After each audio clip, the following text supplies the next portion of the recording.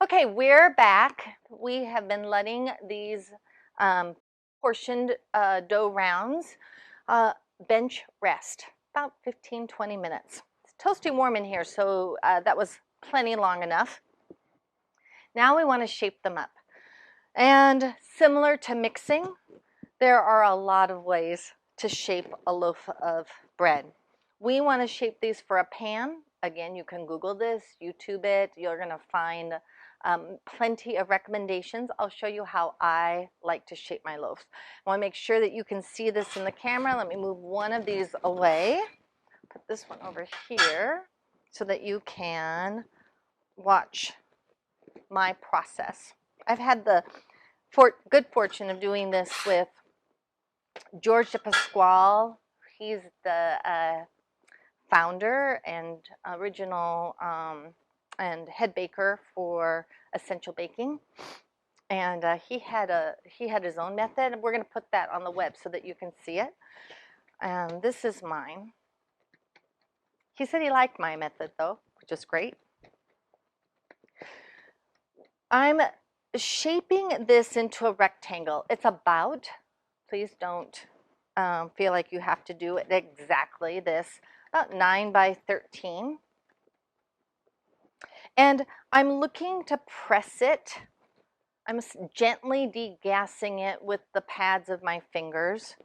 I'm looking to for even thickness, so not super thin at the ends and thick in the middle, or thick on the ends and thin in the middle, but about the same thickness throughout. And I like keeping it roughly into a square.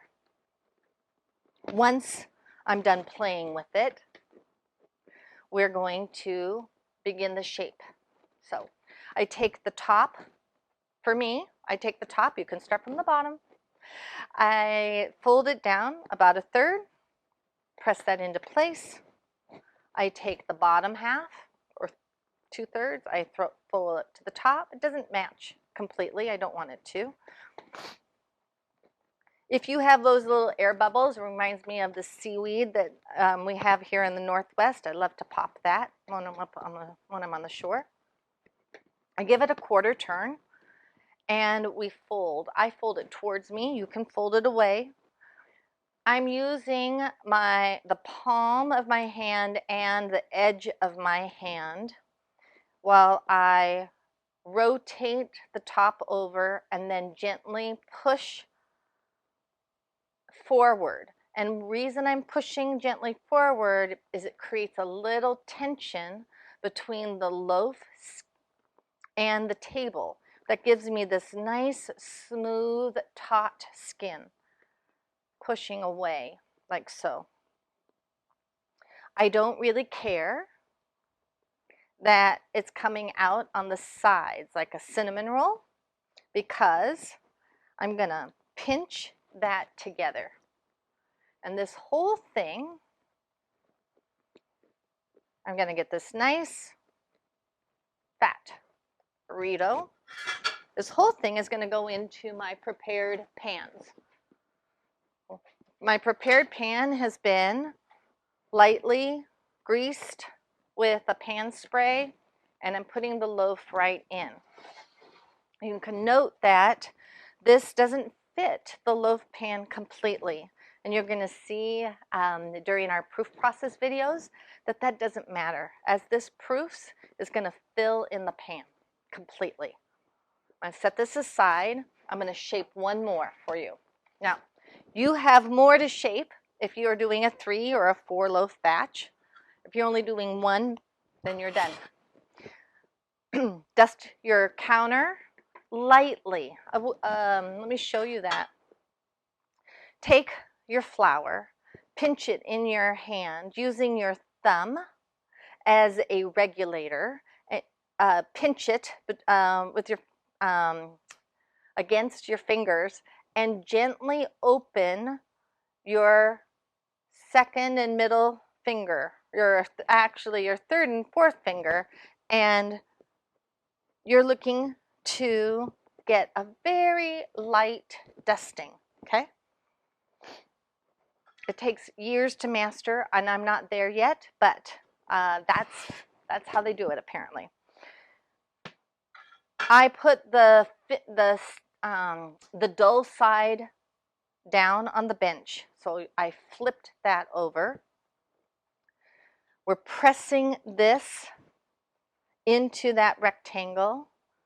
I'm degassing it and pressing it, shaping it into the very active dough here. It's happy. Gonna make beautiful, beautiful loaves for our food bank. So cool. Did I say thank you yet? I'm so in awe of all of you for the participation that you have in this program. It is everything that's good about our humanity when we give these freshly baked bread from our hearts to people who need it, love it. Okay, again, about 9 by 13, don't obsess, could be 10 by 12, it could be, but you wanna get it even out about a 1/2 inch in its overall depth. And again, even, so even thickness the whole way through. And then a third, press that down. You can slap it. George likes to slap it. It's called something. I'll remember probably after the video.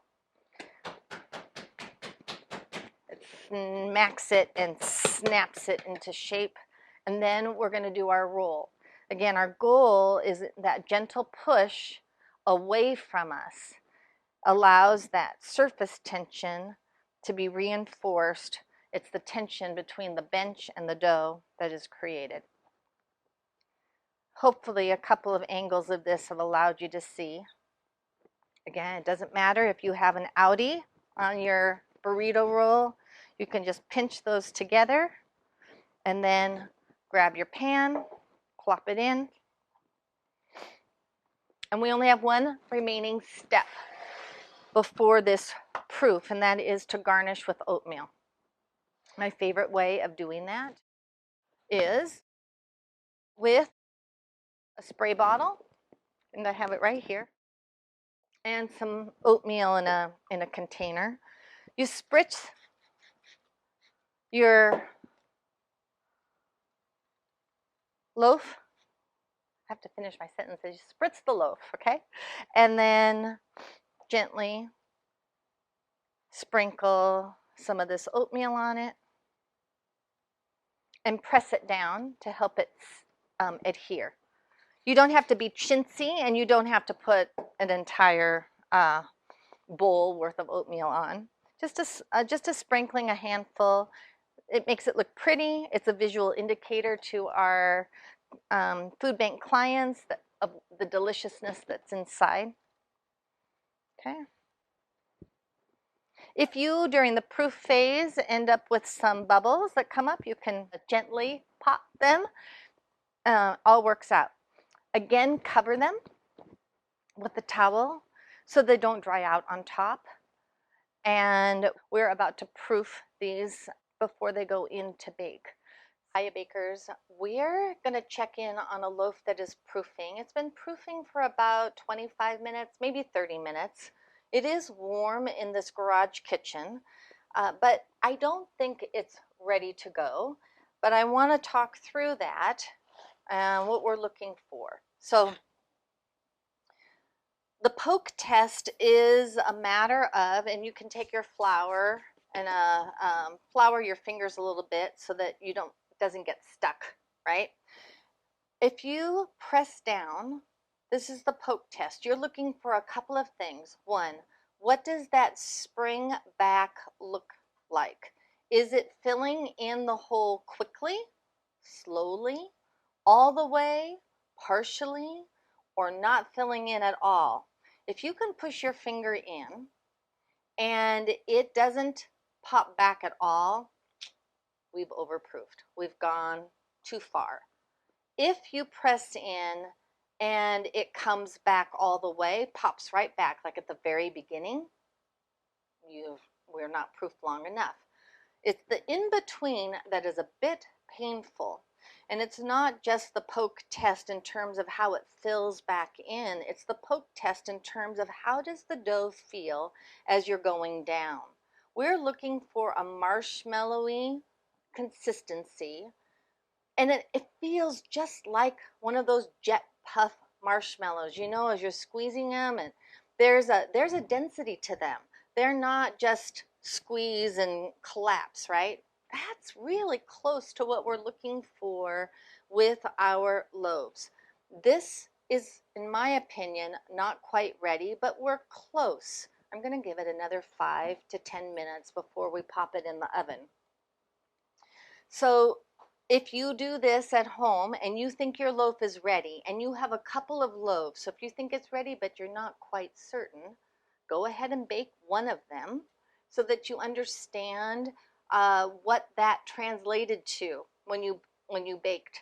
And then bake the others 10-15 minutes later, and take measurements along the way. It's a really great way to develop some craft, some muscle memory as it relates to this process. All right, it's the hardest part of baking. Hiya bakers, we are back with our loaf that is proofing, and I think when I left you last I said it needed another 5 or 10 minutes, and now I'm feeling really confident that she's ready to go into the oven.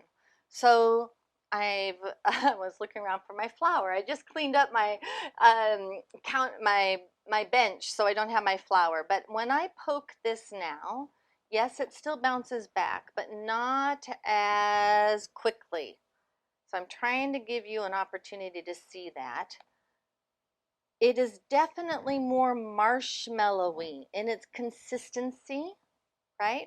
But it's not over, and it also has some firmness, not complete, but like a sandwich loaf. So we're going to throw this gently into the oven and bake her off.